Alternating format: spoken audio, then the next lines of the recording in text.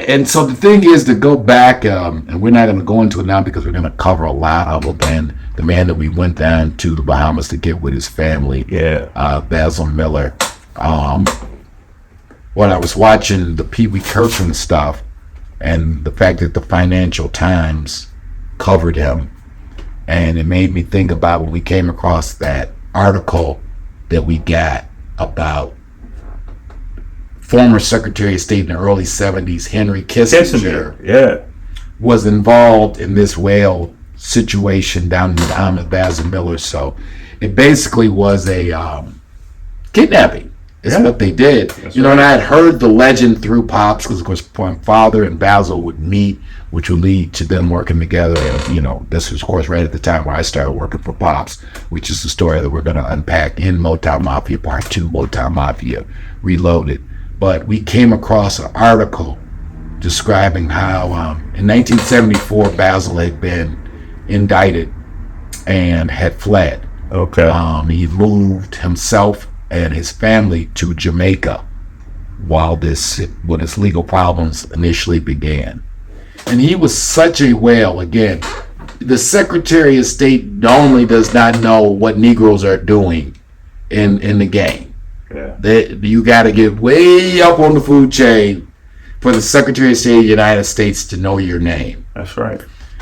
But Basil was such a big shot that when the U.S. State Department and the U.S. Secretary of State, Henry Kissinger was actually still living. He's 100 years old.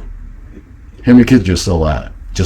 He just turned 100 a couple weeks ago. Wow. Yeah. Okay. Yeah.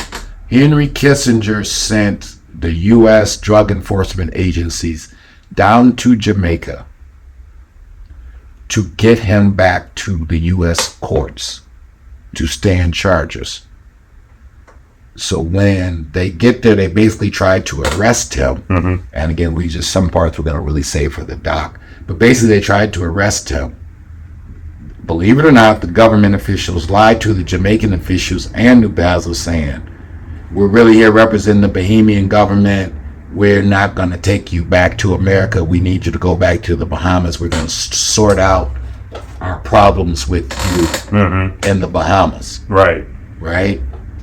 So Basil, suspecting that these people speak with forked tongue in the line, he says, okay, well, I'll charter my own plane for me and my family back to the Bahamas, but I'm not getting on a plane with you guys. Right. And they play through their little charade. So he thinks he's going to the airport. Again, it seems like it was like a car convoy. So he thinks he's going to the airport to get on his own private chartered plane back to the Bahamas. They got their own plane waiting at the airport. When they're at the airport, according to the article, there's a big commotion because he realizes that they're about to pull the double cross and they're about to try to get him on their plane and get him back to the States. Mm-hmm. There's a commotion at the airport. The Jamaican authorities are like, hold on, what are you Americans down here trying to do? And it's straight out of Hollywood. And basically they just bum rush him, get him through Jamaican security, get him on a plane. Next thing, he's in Miami being arraigned. And they drugged him, right? Yeah. Okay. Yeah. They hit him with somebody. I guess despite of that, he realized. And again, I don't want to go into too much of it because I want to say something that, right for the doc. Yeah. But yeah, just the fact that the Secretary of State of the United States would be so aware of this guy's activities and at the level he was operating, that he would get involved just gives you guys a clue. Because let me say that who was Secretary of State during Big Meech's time? Either Condoleezza Rice or Colin Powell.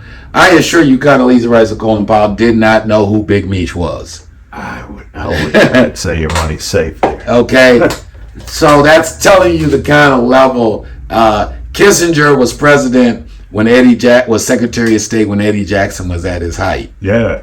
I do not think that Henry Kissinger knew who Eddie Jackson was. No. Henry Kissinger was Secretary of State when Frank Matthews was at his height. I don't think Henry Kissinger knew who. No. Right? No.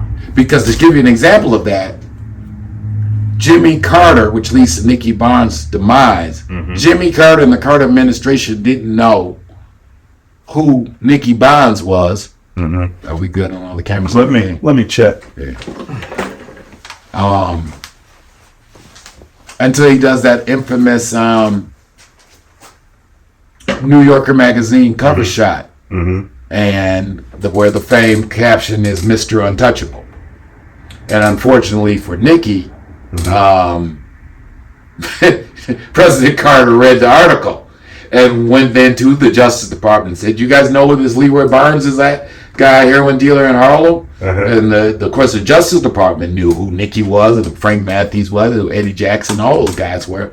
But the President and Secretary of State, those kind of people, it don't make it that high up the food chain. These niggas out in the street moving that bag, getting all kind of work, right?